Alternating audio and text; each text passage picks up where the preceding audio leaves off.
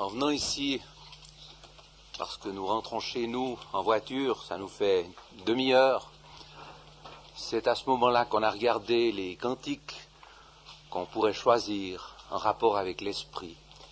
Et mon épouse qui est à mes côtés, malgré son handicap d'avoir qu'un bras, tournait les pages des cantiques. Et une chose qui nous a étonnés, c'est de voir que dans les recueils de cantiques, comme d'ailleurs dans les autres recueils de cantiques, il y a très peu où il est parlé de l'esprit. Pardon ? 204, je crois. Oui, j'ai dit très peu, je n'ai pas dit point. D'ailleurs, il y en a quelques-uns, mais très peu de cantiques, très peu de paroles nous parlent de l'esprit. Et ce matin, c'est précisément ce qui va nous entretenir. Avant de commencer, je vais faire une petite introduction en citant la promesse de Dieu qui a été faite en Genèse 3, verset 15, où l'Éternel dit « Je mettrai inimitié entre toi et la femme, en parlant du serpent, et entre ta semence et sa semence. Elle te brisera la tête, et toi, tu lui briseras le talon. » Voilà la promesse de Dieu. Le but de Dieu est d'accomplir son plan divin par Jésus-Christ lui-même. Tout ce que Dieu fait ici-bas gravite autour de l'œuvre rédemptrice de son Fils bien-aimé, qui est la postérité de la femme, qui écrasa la tête du serpent. On sait que l'aboutissement, c'est son règne éternel. Dieu nous fait connaître ses plans par sa parole. Et le Seigneur, quand il était sur la terre, a révélé à ses disciples, comme il nous le révèle aujourd'hui, la suite de ses plans. Et en Jean 14, verset 26, il est dit le Consolateur, l'Esprit Saint que le Père enverra en mon nom, lui vous enseignera toutes choses et vous rappellera toutes les choses que je vous ai dites. Et aujourd'hui, il nous dit encore, l'Esprit Saint que le Père nous a envoyé, nous enseigne toutes choses et nous rappelle toutes les choses que le Seigneur nous a dites. Il nous a envoyé l'Esprit Saint qui, durant la dispensation de la grâce, nous est donné. Nous savons que l'Esprit Saint a une mission temporaire durant cette dispensation de la grâce. Le chrétien qui comprend ces choses est appelé aussi à les proclamer. L'Esprit du Seigneur est avec nous pour accomplir cette mission divine. Et je cite une phrase d'un frère qui disait « Ne nous laissons pas séduire, ni effrayer par ces tours de Babel que les hommes persistent à vouloir édifier. Mettons notre confiance dans le Fils. » Hébreux 1, verset 2, que Dieu a établi héritier de toutes choses. Le sujet qui va nous entretenir aujourd'hui, c'est l'action du Saint-Esprit dans la vie avec Christ. Le Saint-Esprit, qui est la troisième personne de la Trinité, nous l'avons rappelé hier matin. Je rappelle un verset en 2 Corinthiens 13, verset 13, que la grâce du Seigneur Jésus-Christ et l'amour de Dieu et la communion du Saint-Esprit soient avec vous tous. Donc qu'on voit les trois personnes de la Trinité qui sont citées ici dans ce verset 2 Corinthiens 13, verset 13. Aussi ce matin, je vous ai distribué ce qu'on peut appeler un résumé, mais en fait c'est peut-être un petit peu plus qu'un résumé, parce que, d'ailleurs hier matin également, notre frère avait donné quelque chose qui était plus qu'un résumé, qui non seulement cite peut-être des passages de la parole, mais qui donne aussi quelques expressions, quelques pensées aussi que j'ai écrites. Vous excuserez ma faiblesse, parce qu'il y a peut-être des choses qui sont à discuter, mais pas ce qui est la parole même. Ça représente 2 pages, je vous en donne une 3e à la fin, dans la dernière partie que nous verrons ensemble. Et ça vous permettra non seulement de suivre mon exposé, qui va être très fidèle à ce texte, mais ça vous permettra aussi de reprendre après, à la maison, vous-même, tout ce que nous aurons vu ensemble ce matin. Je me suis fait corriger les fautes de français par mon épouse. Voyez encore une fois combien elle peut m'être utile. C'est pas ma force. J'ai de temps en temps, même que j'ai appris le latin, je fais quand même quelques erreurs de français. J'oublie s'il y a 2 L, 2 G, 1 L, 2 G, etc. Certaines DS que j'oublie ici et là, de temps en temps. Ça peut être d'inattention, mais je sais que ma femme, mon épouse, est là pour m'aider à corriger les textes et elle m'est très utile. Je conseille aux célibataires, mariez-vous, vous verrez, c'est utile une épouse. Elle est non seulement à votre côté pour beaucoup de choses, mais aussi pour les petites choses comme ça.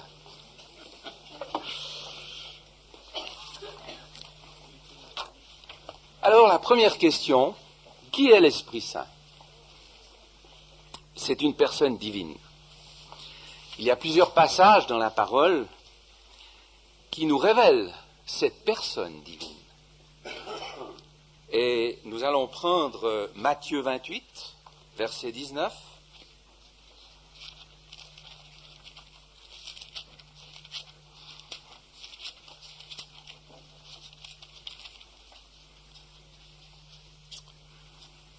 Où le Seigneur dit à ses disciples, « Allez donc et faites disciples toutes les nations, les baptisant pour le nom du Père et du Fils et du Saint-Esprit. » Donc, il s'agit là du baptême d'eau qui est donné pour le nom du Saint-Esprit, aussi bien, ou bien on pourrait dire pour le nom du Père et du Fils, et aussi bien pour le nom du Saint-Esprit.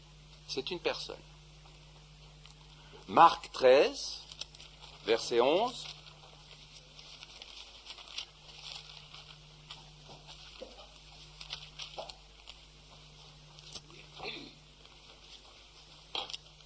Et quand ils vous mèneront pour vous livrer, ne soyez pas à l'avance en souci de ce que vous direz, et ne méditez pas votre discours, mais tout ce qui vous sera donné en cette heure-là, dites-le, car ce n'est pas vous qui parlez, mais l'Esprit Saint.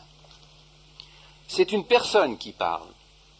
C'est une personne qui parle pour nous, l'Esprit Saint. Jean 14. Verset 16.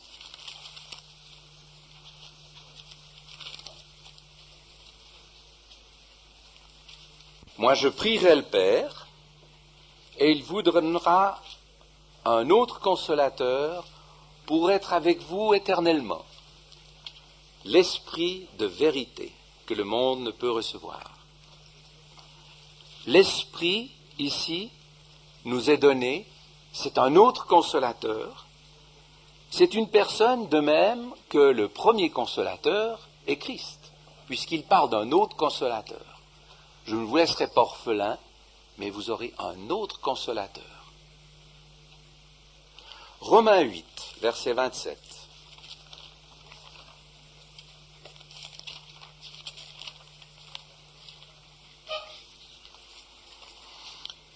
Et celui qui sonde les cœurs sait quelle est la pensée de l'Esprit, car il intercède pour les saints selon Dieu. La pensée de l'Esprit. nous montre bien qu'il s'agit d'une personne. 1 Corinthiens 12, verset 5.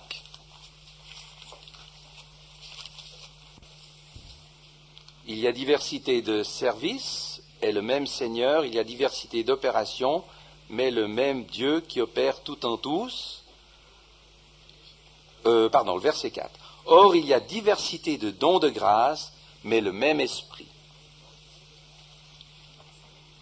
Donc, c'est l'esprit qui va distribuer les dons. Il y a ensuite le verset 6 et le verset 11. Il y a diversité d'opérations, mais le même Dieu qui opère tout en tous. Verset 11. Mais le seul et le même esprit opère toutes ces choses, distribuant à chacun en particulier comme il lui plaît. On voit que ici, il est fait mention de Dieu qui distribue, de l'esprit qui distribue. Donc l'esprit distribue les dons et opère toutes au même titre que Dieu distribue. Donc voilà quelques passages, il y en a d'autres aussi, mais je voulais citer ces 5 passages. Quels sont maintenant les caractères divins du Saint-Esprit? Alors, le Saint-Esprit est omniscient, il est omnipuissant ou omnipotent, il est omniprésent, et le Saint-Esprit est éternel. En 1 Corinthiens 2, verset 10, c'est pas nécessaire de feuilleter la Bible, j'ai cité ici les versets, en tout cas la partie des versets qui nous intéresse particulièrement concernant cela. L'Esprit sonde toutes les choses, même les choses profondes de Dieu. L'Esprit sonde toutes les choses, même les choses profondes de Dieu. Donc il est omniscient, cet Esprit. Il est omnipuissant. Zacharie 4, verset 6. Ni par la force, ni par la puissance, mais par mon esprit, dit l'Éternel des armées. Qui es-tu, grande montagne, devant Zorobabel? Tu deviendras une plaine. Ça montre la puissance, la toute-puissance de l'Esprit. Il est omniprésent. Et ce psaume 139 est remarquable pour cela. Je vous encourage à le lire. Et ce verset 7 nous dit, « Où irai-je loin de ton esprit? Où fuirai-je loin de ta face ?» Et David pouvait dire, où qu'il aille, tu es là, tu es là. Il ne pouvait pas se cacher de la face de Dieu. Et où irais-je loin de ton esprit? Il n'y avait pas de possibilité qu'il puisse aller loin de cet esprit. Et l'esprit est éternel. Hébreux 9, verset 14. Combien plus le sang de Christ, qui par l'esprit éternel s'est offert lui-même à Dieu sans tache, purifiera-t-il votre conscience des œuvres mortes pour que vous serviez le Dieu vivant? Voilà donc quelques caractères divins du Saint-Esprit. Comment, dans la parole de Dieu, le Saint-Esprit est-il présenté? Il est présenté, et là j'en ai pris quelques-uns parce qu'il y en a encore d'autres, l'esprit de vérité, de vie, de puissance, d'amour, de conseil, de gloire, de promesse, d'adoption. Il y a même l'esprit de grâce. Il y en a peut-être d'autres encore. Jean 14, verset 17, l'esprit de vérité que le monde ne peut pas recevoir parce qu'il ne le voit pas et ne le connaît pas. Cet esprit de vérité que seul le croyant peut voir. Mais le monde, lui, ne peut pas le recevoir. Seul le croyant le reçoit. Le monde ne le voit pas. Romains 8, verset 2. Car la loi de l'esprit de vie dans le Christ Jésus m'a affranchi de la loi du péché et de la mort. Esprit de vie. 2 Timothée 1, verset 7. Car Dieu ne nous a pas donné un esprit de crainte, mais de puissance et d'amour et de conseil. Dieu ne nous a pas donné cet esprit de crainte, mais il nous a donné un esprit de puissance, un esprit d'amour et un esprit de conseil. 1 Pierre 4, verset 14. Vous êtes bienheureux, car l'esprit de gloire et de Dieu repose sur vous. Éphésiens 1, verset 13.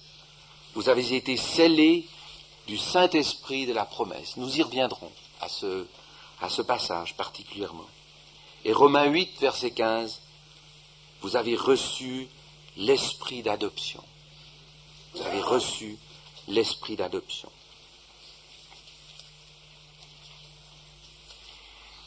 Une question que nous pouvons maintenant poser, quelles sont les fonctions, je ne sais pas si le terme est bien utilisé, est bien pris ici en disant quelles sont les fonctions du Saint-Esprit. Mais on voit dans la parole qu'elles sont nombreuses. Et ici, nous en citons que quelques-unes. Prenons Jean 14.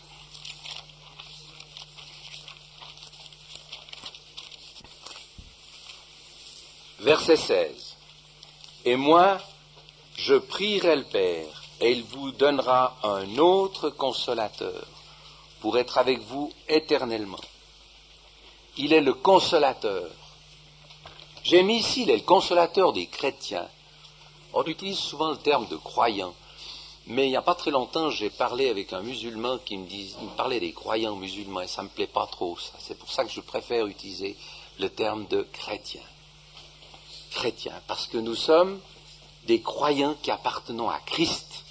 Donc, nous sommes des chrétiens. Ensuite, il nous est dit, pour être avec vous éternellement, il annonce les choses qui vont arriver. Au verset 26, mais le consolateur, l'Esprit Saint que le Père enverra en mon nom, il vous enseignera toutes choses et vous rappellera toutes les choses que je vous ai dites. Non seulement il rend témoignage, mais il annonce les choses qui vont arriver et il dit les choses que le Seigneur a dit. Jean 16, au verset 8, et quand celui-là, donc l'Esprit, sera venu, il convaincra le monde de péché. Donc il convainc le monde de péché et de jugement. De péché parce qu'il ne croit pas en moi, de justice parce que je m'en vais à mon Père et que vous ne me voyez plus, de jugement parce que le chef de ce monde est jugé. Donc, il convainc le monde de péché, de justice et de jugement. Au verset 13 de ce même chapitre, il est dit, mais quand celui-là, l'Esprit de vérité, sera venu, il vous conduira dans toute la vérité. Il nous conduit dans toute la vérité. Verset 14 de ce même chapitre, celui-là me glorifiera, car il prendra de ce qui est à moi et vous l'annoncera. Il prend ce qui est à Christ et nous l'annonce. Romains 5, verset 5.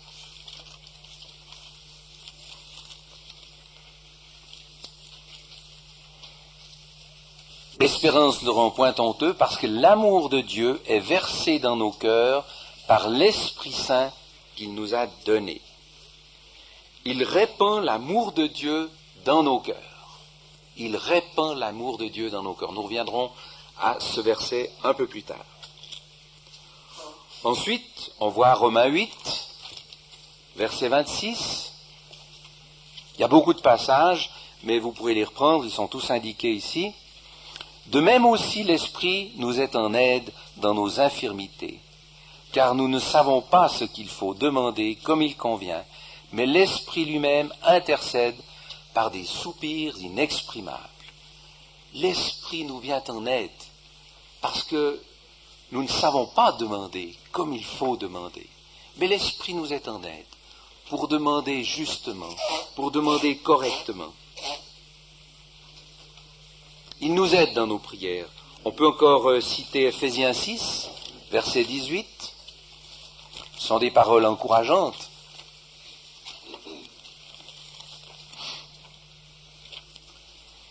priant par toutes sortes de prières et de supplications en tout temps par l'Esprit, et veillant à cela avec toute persévérance. Priant par toutes sortes de prières et de supplications en tout temps par l'Esprit. C'est par l'Esprit que nous nous adressons à Dieu. Parce que si nous ne le faisons pas par l'Esprit, c'est que nous cherchons notre propre volonté. Nous cherchons, au fond, nos propres avantages. Mais si nous prions par l'Esprit, nous cherchons la gloire du Seigneur, nous cherchons à servir avant tout le Seigneur et nous mettre de côté. Toujours si c'est ta volonté. Mais si nous prions par l'Esprit, l'Esprit nous vient en aide. Et ensuite, on voit donc en 1 Corinthiens 12, verset 11, qu'il est venu, donc il a inspiré les auteurs sacrés. 1 Corinthiens 12, verset 11. Mais le seul et le même esprit opère toutes ces choses, distribuant à chacun en particulier comme il lui plaît. Donc l'esprit a inspiré, l'esprit inspire. On pourrait dire que toutes ces fonctions du Saint-Esprit peuvent se résumer par cette déclaration du Seigneur. En parlant de l'Esprit, le Seigneur pouvait dire en Jean 16, verset 14, « Il me glorifiera ».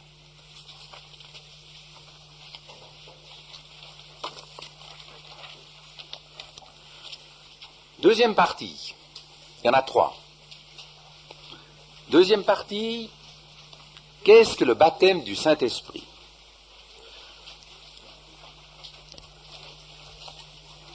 Bon, c'est un sujet qui est parfois abordé.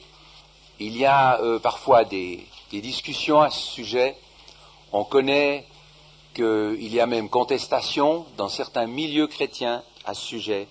Et je crois qu'il faut nous en tenir à ce que la parole nous dit là-dessus. Que signifie premièrement être baptisé? Bon, le terme baptême, on le sait, ça veut dire immersion, émersion. Immersion, émersion, voilà.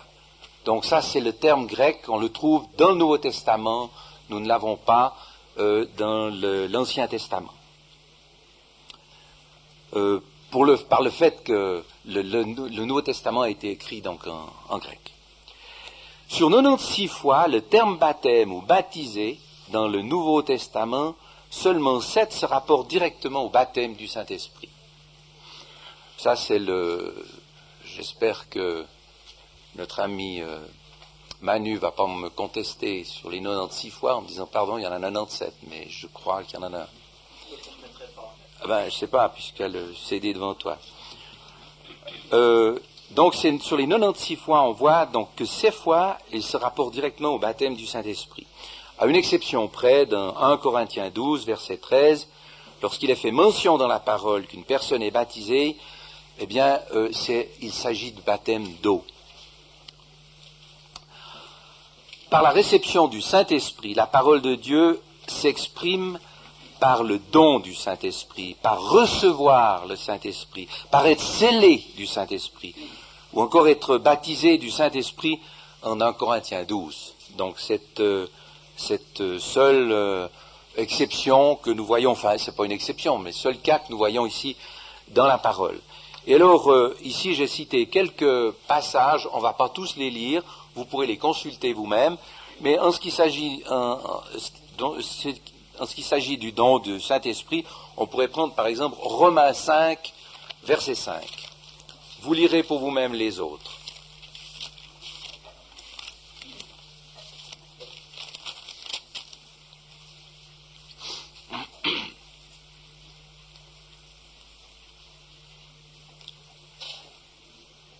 L'amour de Dieu est versé dans nos cœurs par l'Esprit Saint qui nous a été donné.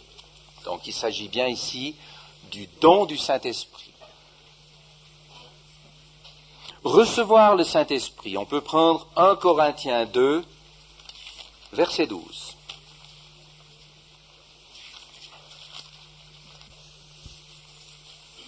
Mais nous avons reçu non l'esprit du monde, mais l'esprit qui est de Dieu, afin que nous connaissions les choses qui nous ont été librement données par Dieu. Donc, nous avons reçu non l'esprit du monde, mais l'esprit qui est de Dieu. Le don, donc, c'est recevoir ici l'esprit. Être scellé du Saint-Esprit. Éphésiens 1, verset 13, on l'a déjà cité, nous y revenons.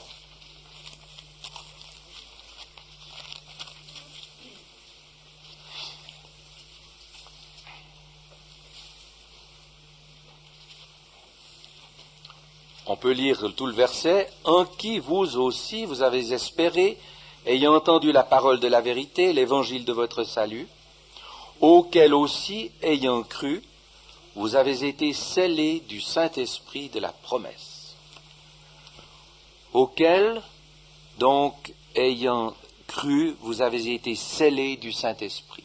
Ceci montre un tout. Celui qui a cru est scellé du Saint-Esprit. Et baptisé du Saint-Esprit, 1 Corinthiens 12, verset 13.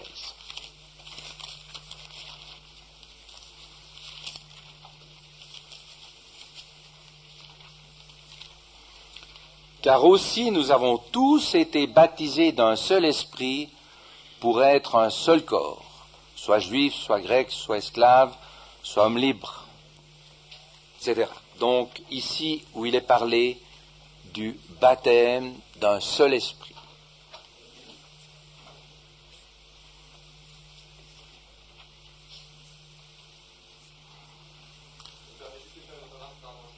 Il s'agissait donc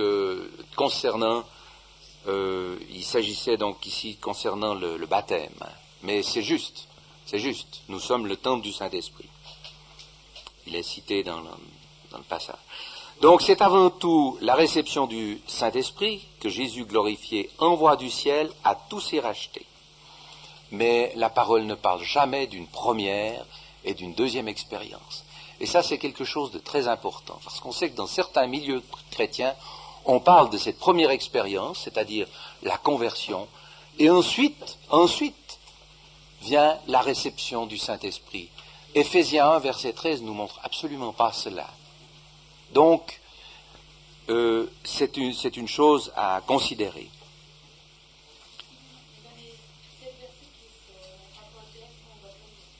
Pourquoi le baptême du Saint-Esprit? 1 Corinthiens 12 nous dit, nous avons tous été baptisés, donc dans la puissance, d'un seul esprit pour être un seul corps, soit juif, soit grec, soit esclave, soit homme libre. Donc c'est par le baptême du Saint-Esprit, c'est par la réception du Saint-Esprit que les chrétiens forment un seul corps, dont Christ est la tête, bien sûr. Et l'Église, corps de Christ, n'existe que depuis la descente du Saint-Esprit, c'est-à-dire que depuis la Pentecôte. C'est à ce moment-là que le corps de Christ existe. Et le Saint-Esprit, bien sûr, a été donné pour unir les croyants. Et vous pouvez peut-être ajouter cette référence, Éphésiens 4, versets 3 à 4. Et combien ce passage, nous en avons besoin, particulièrement ces temps, où l'ennemi cherche à désunir. Voilà ce que ce passage nous dit. Vous appliquant à garder l'unité de l'esprit par le lien de la paix. Vous appliquant à garder l'unité de l'esprit par le lien de la paix. Il y a un seul corps et un seul esprit. Il y a un seul corps et un seul esprit. Ces deux choses ne sont pas dissociées. L'esprit est là pour unir les croyants en un seul corps.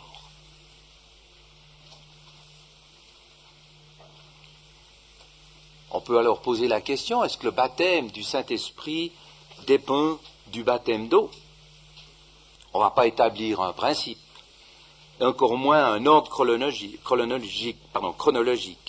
selon les Écritures. Le don du Saint-Esprit ne dépend pas du baptême d'eau. C'est-à-dire que la grâce de Dieu ne va pas se laisser enfermer dans les principes humains.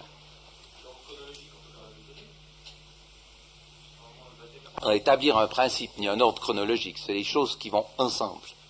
Parce que si c'est pas une question d'ordre chronologique, parce que si je parle d'un ordre chronologique, ça veut dire qu'il y a un temps qui se passe.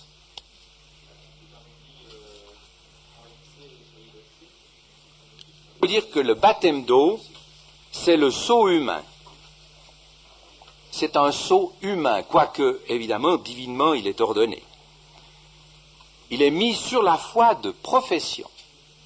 Je me déclare croyant, je me déclare sauvé, chrétien, pardon, je me déclare chrétien, je me déclare sauvé, je déclare que j'appartiens à Christ, qu'il est mon sauveur personnel, eh bien, je professe. Et en baptisant, en me faisant baptiser, eh bien, c'est le sceau humain. C'est un frère, c'est un chrétien, c'est un qui va me baptiser pour le nom du Père, du Fils et du Saint-Esprit. Juste une remarque. En fait, on a baptisé. Le baptême d'eau, c'est le sceau humain. Eh bien, le baptême du Saint-Esprit, c'est le sceau divin, qui est mis sur la foi du cœur. Voilà. Donc, je crois que ceci, je vous dirais que ces deux définitions, c'est pas moi qui les ai trouvées, mais j'ai trouvé qu'elles étaient courtes et excellentes. Alors, qu'est-ce que le don du Saint-Esprit? Pour qui est le don du Saint-Esprit? Jean 7, verset 39 nous dit « Celui qui croit en moi, selon qu'a dit l'Écriture, des fleuves d'eau vive couleront de son ventre. » Or, il disait cela de l'Esprit qu'allaient recevoir ceux qui croyaient en lui, car l'Esprit n'était pas encore, parce que Jésus n'avait pas encore été glorifié. Donc, on voit que le don du Saint-Esprit est pour ceux qui croient, pour ceux qui ont cru en Jésus, en l'œuvre rédemptrice de Jésus.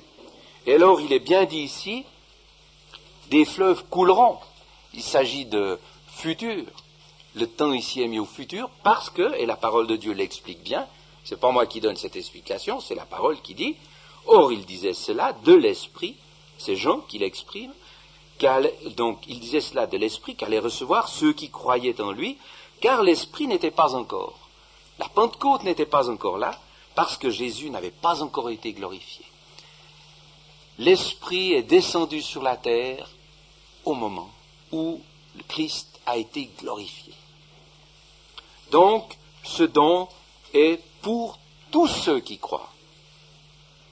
Acte 2, versets 1 à 4, on ne va pas lire tous ces versets, mais il nous est dit, et ils furent tous remplis de l'Esprit Saint. Pas d'exception. Tous ceux qui ont cru ont reçu, ont été remplis de l'Esprit Saint. Tous ceux qui ont cru, c'est-à-dire tous ceux qui croient en Jésus. Acte 11, verset 17, 1 Corinthiens 12, verset 13 nous le dit, vous pourrez les relire. Alors, maintenant la question c'est, quand reçoit-on le Saint-Esprit? J'ai dit qu'il n'y avait pas d'ordre chronologique, mais il est bien dit, après avoir cru, on ne peut pas recevoir, il est dit, Éphésiens 1, verset 13, nous dit bien, après avoir cru. Donc il faut croire pour recevoir. Galates 4, verset 6, nous dit, quand nous sommes fils. Donc, après avoir cru, quand nous sommes fils ou filles, la nouvelle naissance est la communication de la vie de Dieu à un inconverti. Le sceau du Saint-Esprit, c'est le cachet que Dieu appose sur le croyant. Donc ces deux choses peuvent être simultanées, mais il faut les distinguer. Il y a une distinction à faire entre, justement, la nouvelle naissance et le sceau du Saint-Esprit.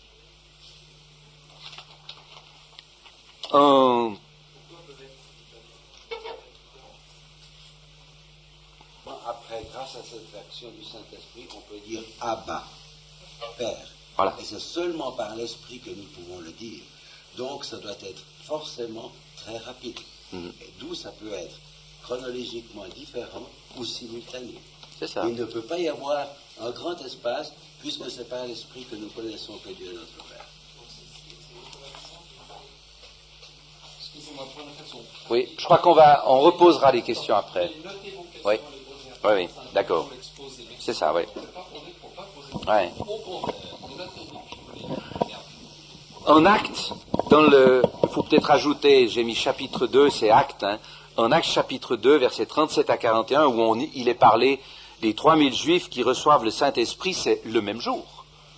Donc, ils croient et ils reçoivent le Saint-Esprit. Chapitre 10, verset 44, quand il est parlé de Corneille, quand Pierre va visiter Corneille, il est dit à l'instant même où Corneille et les siens entendent la parole et la reçoivent, donc pas seulement en entendant, mais en la recevant, le Saint-Esprit tombe sur eux. Donc on voit ici cette simultanéité, ou cette succession rapide qui se fait à l'instant même. Voilà, nous arrivons maintenant à la fin de la deuxième partie. Je vous distribuerai maintenant une troisième partie, mais avant je vous propose qu'on se lève et qu'on chante dans le cantique 142, je crois, la deuxième strophe. Et c'est là où on revient de nouveau à Jean 14, qui est un chapitre très important concernant l'enseignement sur le Saint-Esprit, au verset 26, où il est dit « Mais le Consolateur, l'Esprit Saint que le Père enverra en mon nom, lui vous enseignera toutes choses et vous rappellera toutes les choses que je vous ai dites. » Il nous enseigne.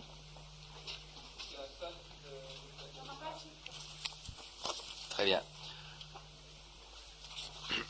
Alors, donc, en Jean 14, verset 26, il nous montre que l'Esprit nous enseigne et rappelle toutes les choses que le Seigneur a dites. En Jean 16, verset 13, il nous conduit dans la vérité. Il dit tout ce qu'il aura entendu, tout ce que l'Esprit a entendu, il le dit, il nous le dit. Et puis ensuite, il nous annonce toutes les choses qui doivent arriver. Il nous révèle ces choses qui doivent arriver. Par la parole de Dieu nous montre les choses qui doivent arriver. Mais c'est l'Esprit qui nous les annonce. L'action du Saint-Esprit en nous, eh bien, c'est le sujet de la sanctification. On peut dire que l'Esprit, il nous sanctifie.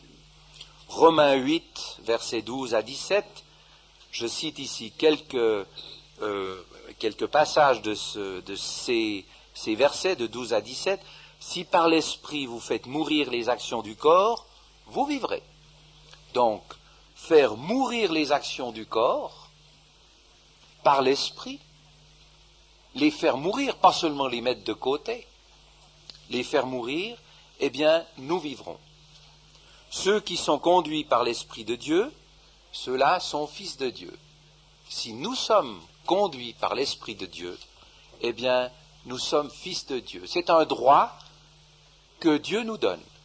Pas seulement, c'est un droit qui nous est acquis par l'œuvre de Christ. Nous sommes fils de Dieu. Et puis ensuite, vous avez reçu l'esprit d'adoption par lequel nous crions « Abba Père », « Papa ». Cet esprit qui est en nous, eh bien, nous fait spontanément crier « Abba Père », « Papa ».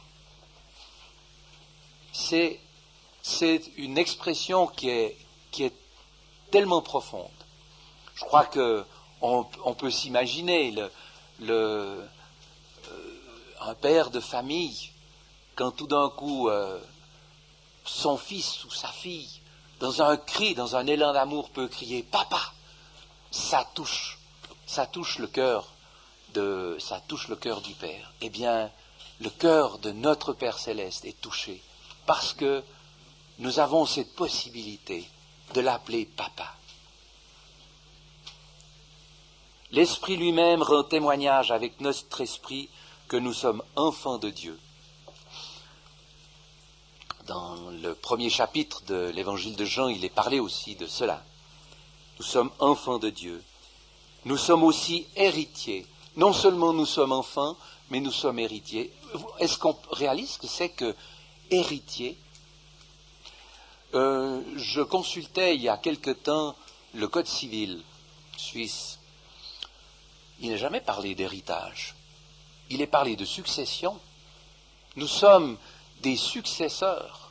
Mon père, lorsqu'il meurt, je succède. J'ai une succession. Je donne une succession. C'est au fond, hier soir, on parlait justement des générations. Combien une génération dure? Est-ce que c'est 25 ans? Est-ce que c'est 40 ans? Est-ce que 25 c'est trop court? 40 ans c'est trop long? Mais ce qu'on se rend compte, c'est que 25 ans ou 40 ans, quand quelqu'un bénéficie d'un héritage de ses parents sur la terre, d'un héritage matériel, je dis bien, combien d'années il en profite? Mais réfléchissons. Mais c'est un souffle, c'est rien. Donc on ne peut pas parler d'héritage, c'est une succession. Ça suit, c'est le suivant. Il faut déjà penser au suivant. Au moment où où on reçoit cette succession, on doit déjà penser au suivant. Tandis qu'ici, il s'agit d'un héritage, mais c'est quelque chose d'éternel. Eh bien, Dieu nous fait héritiers. Il nous fait héritiers de Dieu. Co-héritiers, c'est-à-dire que cet héritage que Dieu nous donne, c'est celui que nous partageons avec Christ qui est glorifié. Nous sommes co-héritiers avec Christ. Hier soir, nous parlions, Éphésiens 2, quand il est parlé que Dieu nous fait asseoir ensemble dans les lieux célestes, avec le Christ. Nous sommes assis avec Christ dans les lieux célestes. Nous sommes co-héritiers. Nous sommes héritiers d'un héritage éternel. Et il est bien dit dans le passage, si du moins nous souffrons avec lui, afin que nous soyons aussi glorifiés avec lui. Si nous avons à souffrir, si les circonstances de la terre font que nous avons à souffrir, eh bien, nous souffrirons. Est-ce que je suis prêt à accepter de souffrir pour le Seigneur, sachant que bientôt je serai glorifié avec lui? Je partagerai cette gloire, cet héritage. L'apôtre Paul, pour lui, il savait qu'il allait souffrir. Pierre aussi, on le voit dans les épîtres, il savait qu'il allait souffrir pour le Seigneur, mais pour lui ça comptait pas. C'était cet héritage qu'il allait pouvoir partager, cet héritage éternel avec Christ. Être avec Christ est de beaucoup meilleur. Ensuite, dans l'action du Saint-Esprit en nous, il fait partie de notre appartenance à Dieu. 1 Pierre 1, verset 2 nous dit « Élus selon la préconnaissance de Dieu, le Père en sainteté de l'Esprit. » Nous sommes élus. L'apôtre Pierre ici s'adressait aux élus selon la préconnaissance de Dieu. Cette connaissance qui dépasse tout entendement humain. Et puis ensuite, cet esprit habite en nous. Romains 8, verset 11, l'esprit habite en nous. Et 1 Corinthiens 6, verset 19, votre corps, temple du Saint-Esprit. Et je pourrais ajouter encore une citation, c'est en 2 Corinthiens 3, verset 17, là où est l'Esprit du Seigneur, il y a la liberté. Frères et sœurs, ces derniers passages, là où l'Esprit du Seigneur, il y a la liberté, et nous allons nous arrêter là. Le Saint-Esprit, quel est le résultat de cela? Nous donne la jouissance de notre salut, la puissance pour marcher selon Dieu, l'assurance de son adoption comme enfant de Dieu. Et la liste n'est pas exhaustive. 3 points qui sont importants. Il y a un passage que j'aimerais citer, et je demanderai à Manu de me le sortir. Tu arrives à sortir un passage, n'attristez pas l'esprit. Je sais que c'est dans l'épître aux Corinthiens, Éphésiens 4. Oui, notez là. Alors vous notez. Voilà, Éphésiens 4, verset 20. Alors, Non, Éphésiens 4, verset 30. Verset 30. Eh oui. Verset 30. d'accord. Non, j'avais dit 20, je me suis trompé, j'ai mal lu. Vous notez ce passage dans la deuxième question, que dire d'un chrétien morose. Vous ajoutez cette petite annotation-là. 4.30, Éphésiens 4.30. Voilà. Et puis ensuite, quel est le signe de l'action de l'Esprit en nous? Vous notez Galates 5, les fruits de l'Esprit. C'est Galates 5, 22, je crois. Le fruit de l'Esprit. Et je vous propose que nous chantions ce cantique dans Mosaïque, qui est le 12, je crois. J'aimerais encore faire quelques remarques.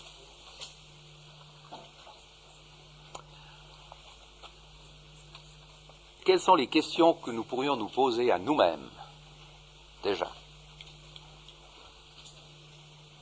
Si j'ai accepté Christ comme mon sauveur personnel, qu'est-ce que je possède personnellement?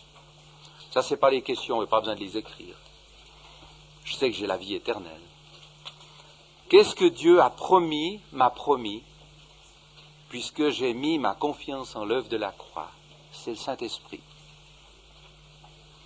Est-ce que j'ai conscience que le Saint-Esprit habite en moi et que Christ est en moi? Est-ce que je suis conscient de cela en tant que chrétien? Est-ce que j'ai la liberté d'appeler Dieu Père, Papa? Mais du cœur, du cœur, pas seulement de la bouche, mais du cœur. Et une autre question que aussi je peux me poser, y a-t-il dans mon cœur de l'amour pour Dieu, pour mes frères, pour mes sœurs? Est-ce qu'il y a de l'amour aussi pour les âmes qui périssent? Est-ce que j'y pense?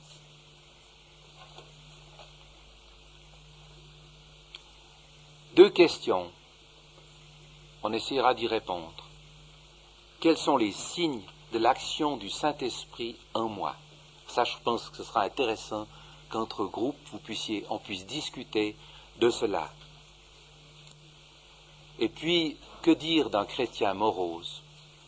Je ne sais pas si le terme est juste, mais je ne veux pas parler de triste, parce qu'on peut avoir de la tristesse, mais quelqu'un qui est morose, que penser de lui? Lui dire qu'il n'a pas le Saint-Esprit? Parce que peut-être il ne parle pas en langue, ou bien parce qu'il n'est pas ce qu'il devrait être, ou encore parce qu'il sent de la lassitude dans sa vie. Est-ce que c'est ça que je devrais penser? Est-ce que c'est ça que je devrais lui dire? Ce serait vraiment le tromper en lui disant ça. Alors je crois que je vous laisse maintenant 3 petits points, et puis c'est vous qui continuerez. Alors je propose qu'on fasse des groupes. On m'a dit que l'expérience d'hier soir était bonne. Peut-être les groupes étaient un peu trop nombreux. On pourrait faire peut-être 4 groupes.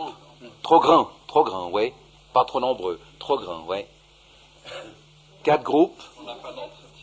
C'est extrêmement intéressant que Édouard nous ait expliqué toutes les fonctions de l'Esprit Saint. On va peut-être pas revenir dans nos entretiens sur les questions qui peuvent se poser sur ce qu'est l'Esprit Saint et quand il vient en nous.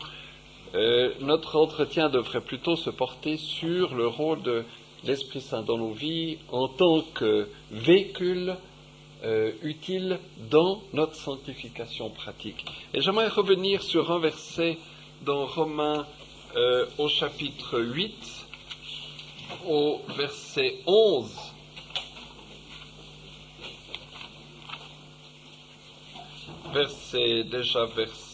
On lira un peu avant, verset 8. Donc Romains chapitre 8, verset 9. Or, vous n'êtes pas dans la chair, mais dans l'esprit, si du moins l'esprit de Dieu habite en vous. Mais si quelqu'un n'a pas l'esprit de Christ, celui-là n'est pas de lui. Mais si Christ est en vous, le corps est bien mort à cause du péché, mais l'esprit est vie à cause de la justice. Et si l'esprit de celui qui a ressuscité Jésus d'entre les morts habite en vous, celui qui a ressuscité le Christ d'entre les morts vivifiera vos corps mortels aussi à cause de son esprit qui habite en vous. Nous vivons sur la terre, nous travaillons, nous voulons servir le Seigneur, et nous sentons que nous avons des corps qui sont pas toujours efficaces. Nous péchons, nous sommes faibles, etc. Et nous n'arrivons pas à réaliser ce que nous voulons faire. C'est ce qui a été dit le premier soir dans ce chapitre 7 de l'Épître aux Romains. Misérable homme que je suis, n'est-ce pas? Alors est-ce que je vais rester dans cet état? Dans cette maison de la Bessonne, vous pouvez... il peut n'y avoir personne qui y est, et pourtant il peut y avoir quelqu'un dans une chambre, quelque part, qui y vit, sans qu'on le sache. Eh bien, c'est l'Esprit Saint qui est là, qui habite dans nos corps, mais qui est comme endormi parce que nous ne le faisons pas vivre.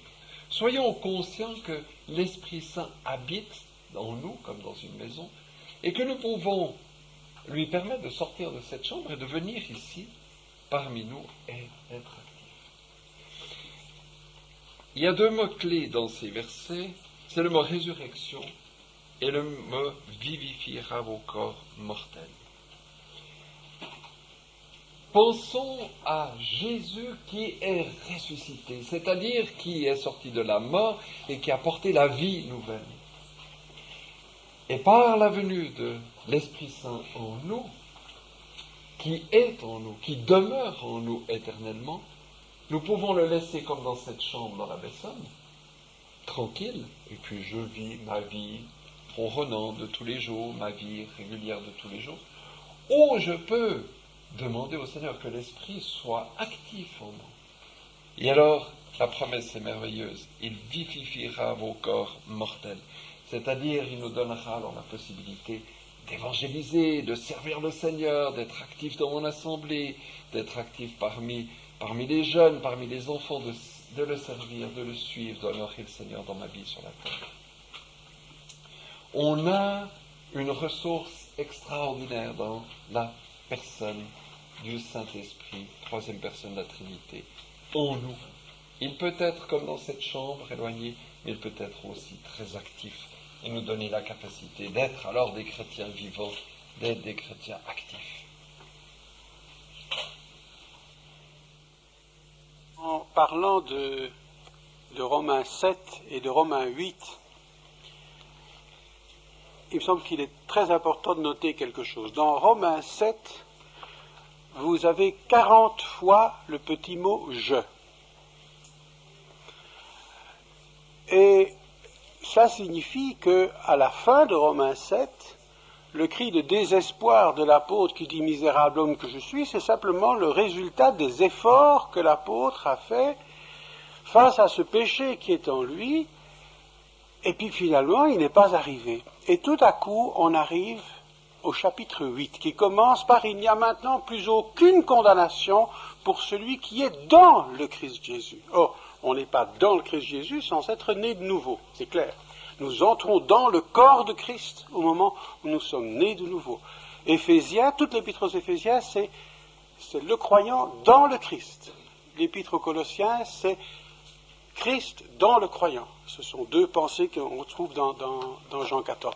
Bien, au moment du premier verset, il n'y a plus aucune condamnation pour ceux qui sont dans le Christ Jésus. Et suit, dans Romains 8, 12 actions de l'Esprit Saint. Et ces 12 actions sont des étapes qui amènent à la sanctification. Et c'est tout à fait intéressant.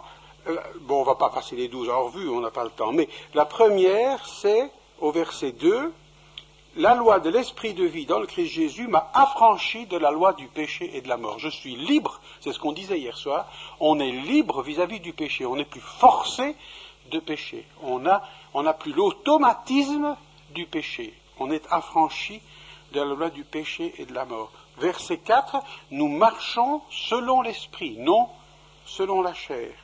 Verset 6, on l'a lu déjà, la pensée de l'esprit est vie et paix. Ce qui entre dans notre pensée par l'esprit, c'est la vie, c'est la paix.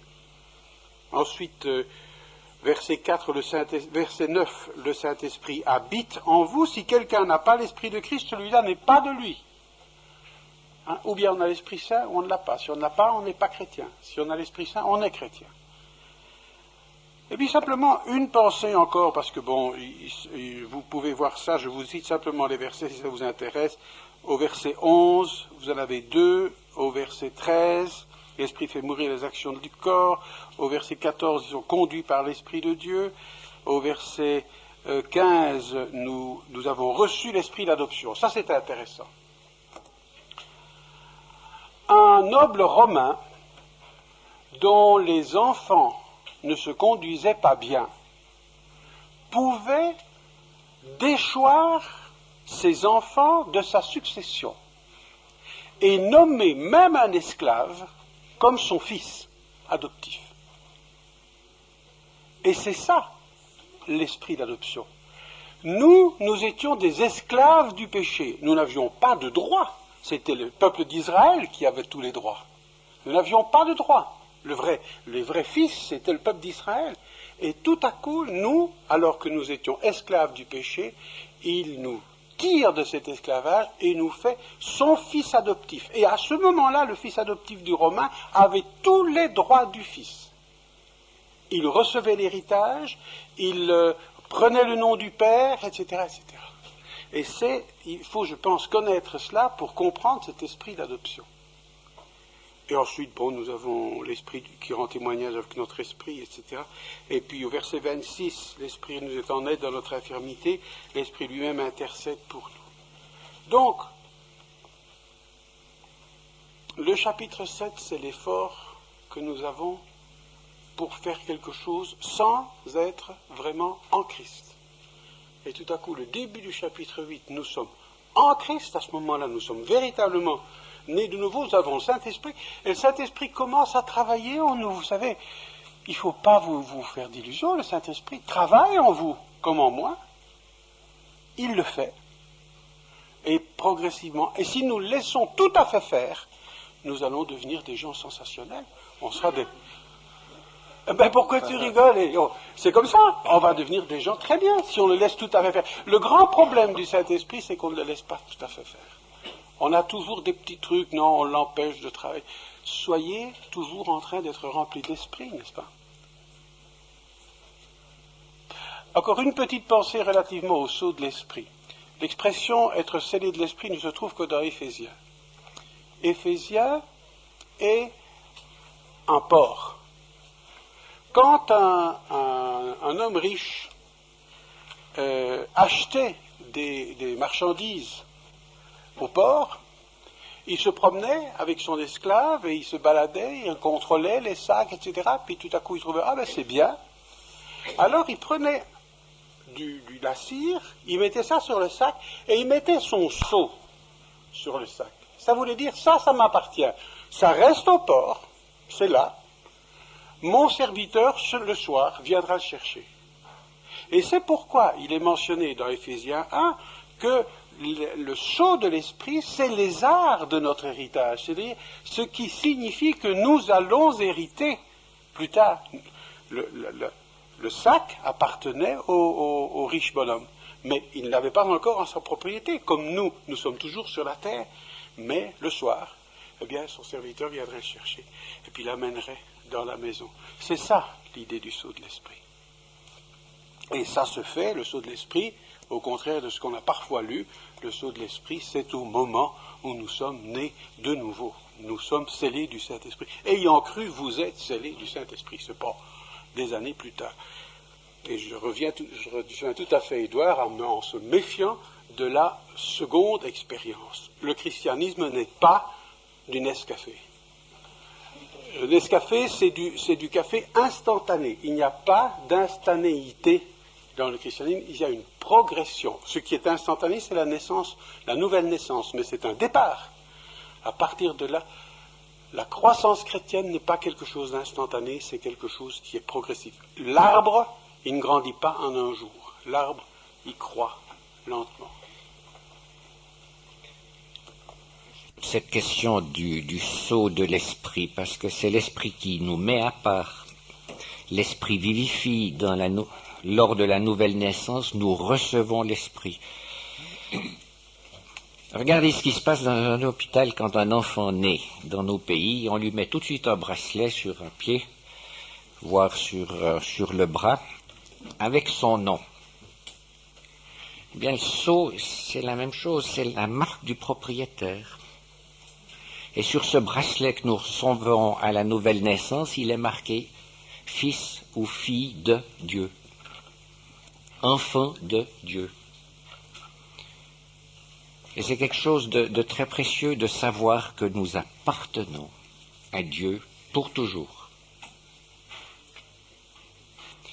Ne croyez pas que ce sceau est mis si vous vous conduisez bien pendant un certain temps. Ce serait le salut par les œuvres.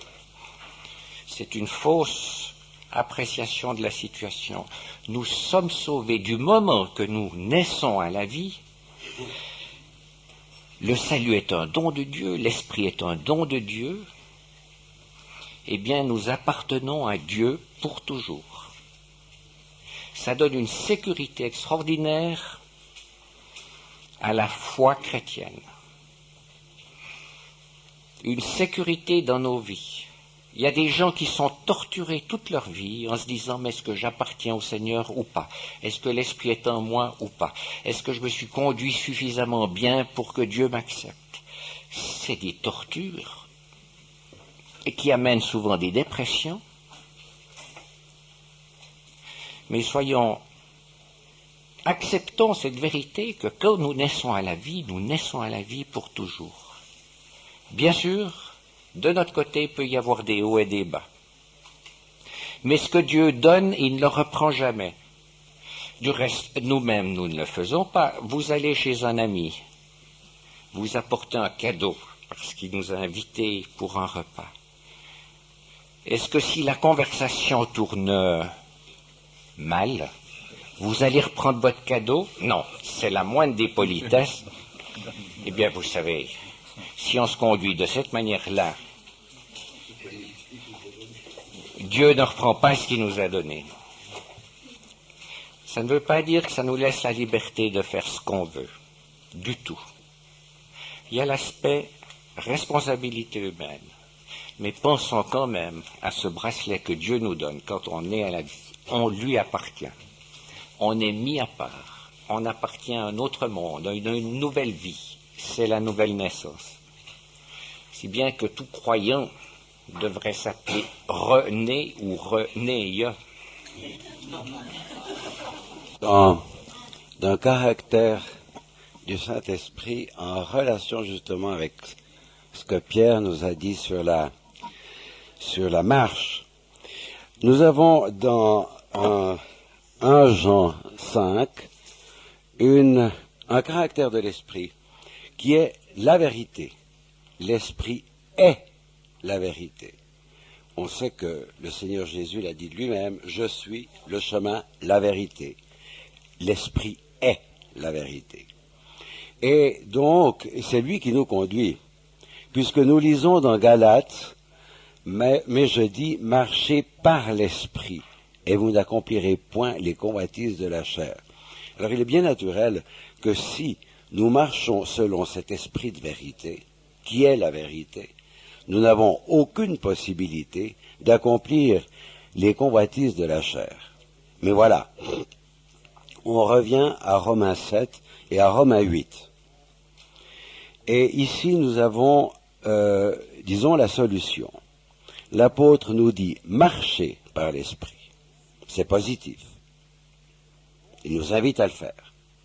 Et la conclusion, la conséquence de cette marche, c'est que nous n'accomplirons pas la convoitise de la chair. Qu'avait fait Romain? Il avait fait tout le contraire. Il avait commencé de s'occuper de sa chair. Il voulait diminuer les actions de sa chair, pensant que quand il l'aurait bien réduite, il marcherait par l'esprit. C'est tout faux. Et ça conduit à rien, sauf à cette expression « misérable homme que je suis ». Il est très important de prendre la parole non seulement telle qu'elle est, mais dans l'ordre où elle nous indique les choses. Marcher par l'esprit, c'est-à-dire que cet esprit dont nous avons été scellés, qui habite en nous, nous conduit. Il nous conduit lui-même, nous n'avons qu'à le suivre. Et alors, marchant par l'esprit, nous n'avons pas à nous faire trop de soucis. Lorsque nous marcherons par l'esprit, les convoitises de la chair n'auront aucun attrait pour nous. Nous ne serons pas, comme André disait, cette obligation de pécher, mais ça va presque encore même plus loin. Le péché risque de ne plus nous attirer, c'est merveilleux. C'est ça la marche par l'esprit.